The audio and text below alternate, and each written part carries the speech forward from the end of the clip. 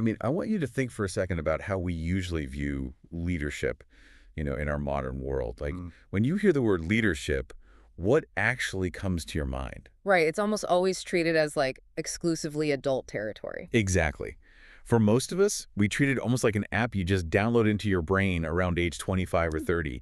You go to seminars, you sit through corporate retreats doing trust falls, maybe you enroll in some expensive MBA program, and suddenly, poof, you are a leader. Yeah, and it's entirely treated as a professional skill, to be acquired later in life. We view it as an addition to an already fully formed adult personality, usually once you have already entered the workforce.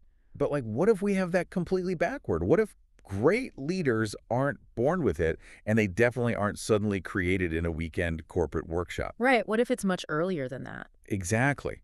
What if instead true leadership is deliberately, like, painstakingly sculpted in childhood? It's a radical reframing, for sure, and it forces us to reconsider the entire timeline of human potential. It really does. And so today's deep dive is centered on a truly fascinating source text. It's a script titled The Architect's Secret: 6 Radical Lessons on Raising Leaders. And what makes this source so compelling is that it reaches back into history, pulling out these incredible historical anecdotes that challenge pretty much everything our modern society thinks it knows about childhood development. Yeah, and our mission for this deep dive is to extract the core wisdom from these historical examples. We want to uncover how shifting our perspective on youth, like moving away from our current modern defaults, might actually be the exact key we need to build the next generation of resilient, capable leaders. Right, the next generation. Exactly. It's about understanding the actual mechanics of how greatness was historically built rather than just hoping it magically enters in adulthood. Okay, let's unpack this, because the source script doesn't pull any punches right out of the gate. It starts by diagnosing our modern era, claiming that we are currently facing a crisis of the perpetual That's child. perpetual child, yeah. It argues that today, we have an entire generation that is essentially stuck in this state of extended adolescence. hmm And when I read that, I mean, it hit me hard. Oh, absolutely. We treat modern childhood, and honestly, even young adulthood, like your early 20s, like an extended waiting room. You just sit there flipping through magazines, passively waiting for your real life to begin. Yeah, but let's pause and think about why that waiting room was built in the first place, right? Historically, removing children from the harshness of the labor force during the Industrial Revolution, I mean, that was a necessary protection. Oh, for sure. We wanted to keep them safe. Exactly. But what the source text argues is that in our quest for safety, we overcorrected. We stripped away all expectation of meaningful contribution. I mean, in a waiting room, nothing is expected of you other than to just sit quietly and pass the time. Just don't cause trouble, basically. Right. And what's fascinating here is how the source contrasts this modern holding pattern with the historical perspective. In the past, childhood wasn't seen as a delay. It wasn't just like a holding pen. No, it wasn't just a period of extreme fragility where you had to be shielded from every possible reality of the world. Instead, children were treated fundamentally differently. They were viewed as the seeds of future civilizations. Seeds of future civilizations. I mean, that is a massive amount of pressure to put on a kid. Well, I wouldn't call it pressure so much as profound purpose. Human beings, especially young ones, are incredibly responsive to the expectations placed upon them. That makes sense. Yeah, this fundamental shift in expectation changes absolutely everything about the psychological landscape of development. Like, if your societal baseline is that you expect fragility and incompetence until age 18 or 22, you are going to engineer an environment that produces fragility and incompetence. Because you aren't giving them anything real to handle. They have no reps. But if you look at a young person and genuinely expect them to be a future world builder, well, the environment adapts. You speak to them differently. You involve them in problem solving. Right. The historical model wasn't about rushing them to grow up. It was about respecting their capacity to understand the world early on. So if we accept that premise, I guess the logical next step is figuring out how we actually cultivate that capacity. And the source provides a pretty surprising answer here. It really does. It's not about building better playgrounds or, designing easier tests. Yeah. It is about high-stakes mentorship and a fierce commitment to meritocracy. Let's look at the first big anecdote the source brings up to prove this. It's the story of Umar ibn al-Khattab. Yes, a very famous historical figure. Right, and he places this young boy, Abdullah ibn Abbas, right in the middle of a gathering of the elders of Badr. And to give some crucial context for the listener here, the elders of Badr weren't just any older men. Badr was a pivotal early battle in Islamic history. These men were the veterans. The heavyweights. Exactly. They were the absolute heavyweights of the community, the seasoned strategists. So here is this child sitting among giants, essentially. And an intellectual challenge comes up regarding the interpretation of a specific text, a chapter of the Quran known as Surah An-Nasr. Right. And the source notes that when the elders looked at it, they just saw the literal words. But when this young boy looked at it, he saw destiny. He understood the deeper visionary meaning that the older men completely missed. And the mechanism behind how he saw that destiny, well, that's the real lesson. He wasn't born with supernatural insight. He developed it because he was actively allowed in the room where massive existential problems were being discussed. He had a seat at the table. Yeah, high-stakes mentorship means exposing a young mind to the frameworks of adult thinking. He learned to look past the surface because he was watching the greatest minds of his era dissect complex issues in real time. That's incredible. And that the text follows that up with another wild detail. A 7-year-old boy who became an imam, which, in this context means the person who literally leads the entire community in prayer and religious direction. A 7-year-old leading adults. A 7-year-old. Mm. And he wasn't given that position as some cute honorary title for a day. He was given the position purely because of his superior knowledge. Leadership followed merit, not time. It completely upends our modern obsession with age and tenure as the sole qualifiers for authority. Okay, wait, I have to play devil's advocate here. Go for it. Because I hear that, and my modern sensibilities immediately start flashing red warning lights. Like, isn't it incredibly risky to put a child in charge of seasoned adults? I can see why you'd ask that. Or to place a young person in such a high-stakes environment? Doesn't that just breed resentment? I mean, isn't it almost insulting to a 60-year-old who has, quote-unquote, paid their dues to be bypassed by a 7-year-old, or to have a young boy schooling the veterans of Badr? Yeah, and your reaction is exactly why this source is so challenging. We are deeply conditioned to view time served as the ultimate currency. We really are. We equate survival in a system with mastery of it. But true leadership isn't about age. It is entirely about vision and competence. Think about what happens when a society or a company prioritizes paying your dues over actual insight. Well, you end up with a lot of middle managers who have been there for 20 years but haven't had an original idea in a decade. Yes, exactly. It stifles innovation and it frustrates the brightest minds.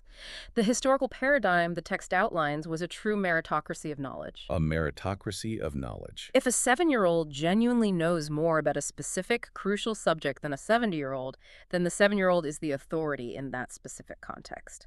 The respect was directed toward the truth and the knowledge itself, not the vessel holding it. Man, that requires a staggering amount of humility from the adults in the room. And I want to apply this to you, the listener, right now. Think about your workplace, your community organizations, or even how you run your family. It applies everywhere. It does. Do we actively seek out and elevate those with true vision and knowledge, regardless of their age or how long they've been sitting in the waiting room? Or do we just promote whoever's next in line? It demands that we check our egos, right? Are we protecting our own status as the quote-unquote elders, or are we actually trying to find the best solutions? But this brings up a massive operational question for me. Giving a young person, or really any junior person, a seat at the big table based on their intellect is one thing. Mm-hmm. But how do you ensure they don't just immediately cave to peer pressure once they get there? That's the catch. Right. If you give a kid that much influence, how do you make sure they don't lose their moral compass or turn into a corrupt little tyrant? Because intellectual capability without moral integrity is incredibly dangerous, and the source recognizes this. It pivots to how this inner compass was actually forged. The text provides two distinct stories to illustrate this. Yeah, the first one is a surprisingly quiet story compared to the grand political gatherings of Badr. It's about a young girl whose family was selling milk. Yes, the milk story. Her mother instructed her to cheat by diluting the milk with water to increase their profits. And the crucial detail the text emphasizes is that no one was watching. The authorities weren't there. There was no immediate threat of getting caught or punished by the state. Yet the girl vehemently refused to do it. Right. And if we connect this to the bigger picture, this quiet story of the milk is the foundational mechanism for everything else we've discussed today. The girl proves that genuine character is built on conviction, not supervision. Not supervision. Exactly. The source introduces a concept here called the invisible watchman. The invisible watchman. Okay, how do you actually install that in someone's head? Well, by giving them moral agency early on rather than relying on constant surveillance. In modern society, we often try to enforce good behavior through external cameras, literally or metaphorically. Oh, we hover over them? We hover, we monitor screen time, we track locations on their phones, we threaten punishments. But the invisible watchman is entirely internal. It is built when a parent or mentor steps back and says, I trust you to make the right choice when I am not here. Oh, wow. You aren't doing the right thing because a boss is looking over your shoulder. You do it because your internal architecture demands it. And once that internal architecture is built, it gets tested. Which brings us to the second story. Right, the ultimate test. The text notes a situation where 30 elders all signed a specific pact, a collective, legally or socially binding agreement. But one child, standing entirely alone against 30 seasoned adults, refused to sign it. That is the outward manifestation of the invisible watchman. The source calls this intellectual sovereignty. Intellectual sovereignty. I like that. It proves that one single voice, if it is firmly grounded in truth, is enough to shake the majority.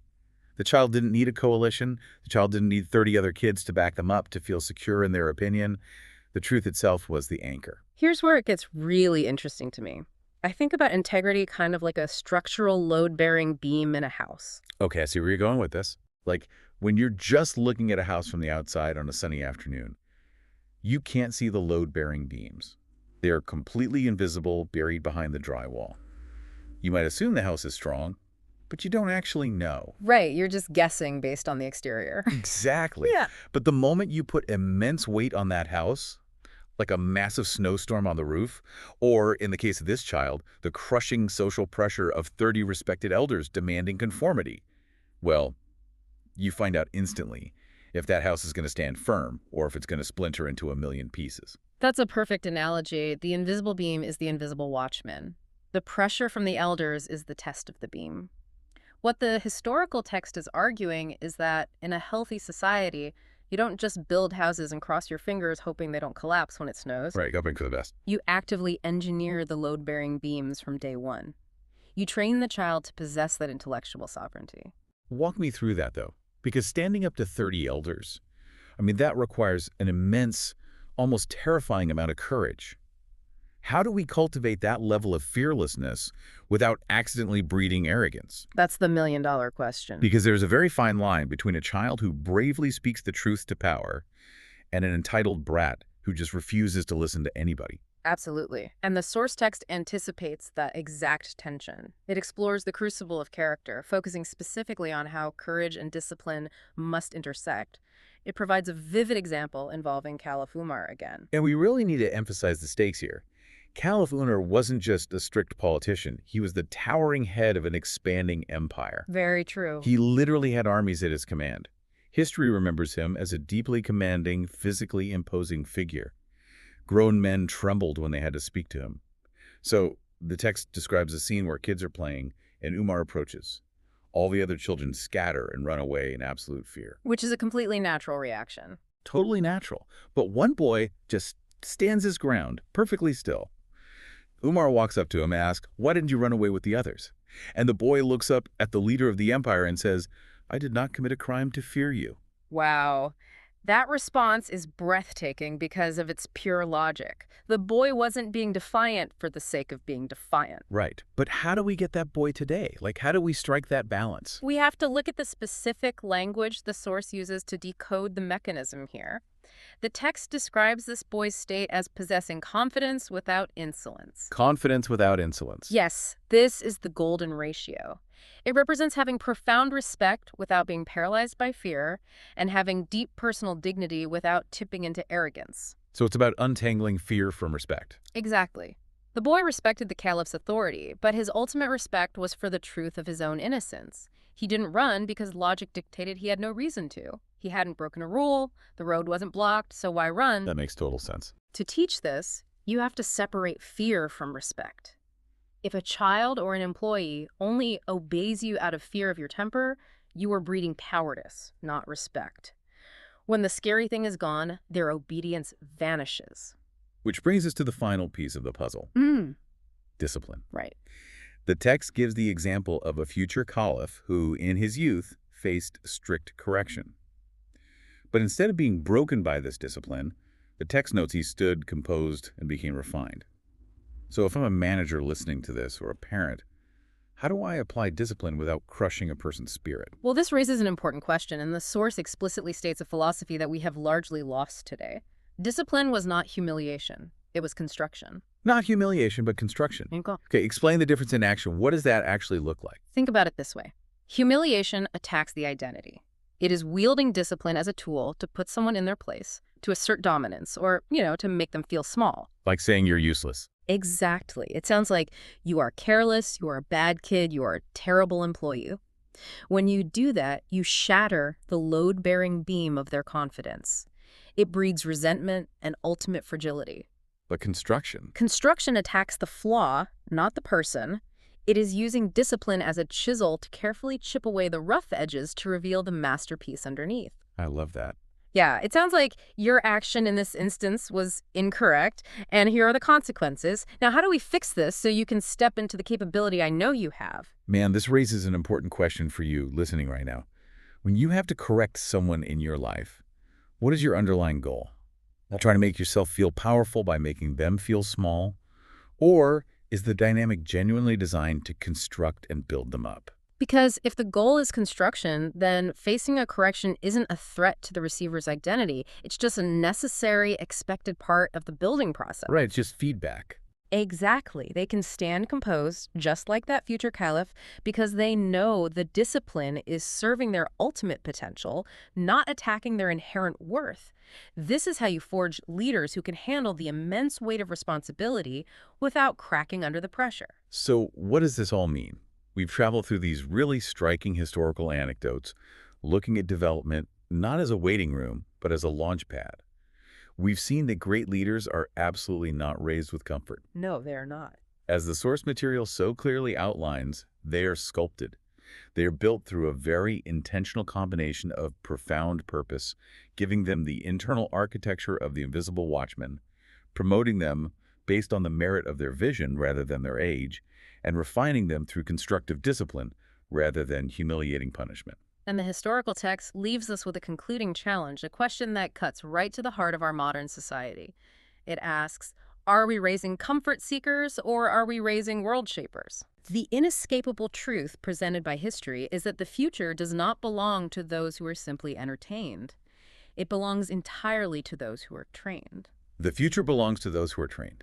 That is a powerful synthesis.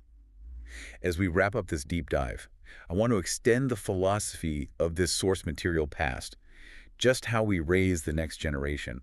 I want you to apply it to your own adult life right now. That's a great point. Because if childhood was originally meant to be a high-stakes training ground rather than an era of passive entertainment, we have to ask ourselves, are we perhaps guilty of treating our own adult minds like perpetual children? Yeah, that's a tough question to face. It really is. Think about your daily habits. Next time you find yourself sitting on the couch, mindlessly scrolling through an endless feed, or automatically seeking the path of least resistance at your job, or even avoiding a necessary but difficult conversation because it's uncomfortable. We all do it. We do. But I want you to ask yourself that same question from the text. Are you just keeping yourself entertained in the waiting room? Or are you actively, deliberately training the leader within yourself?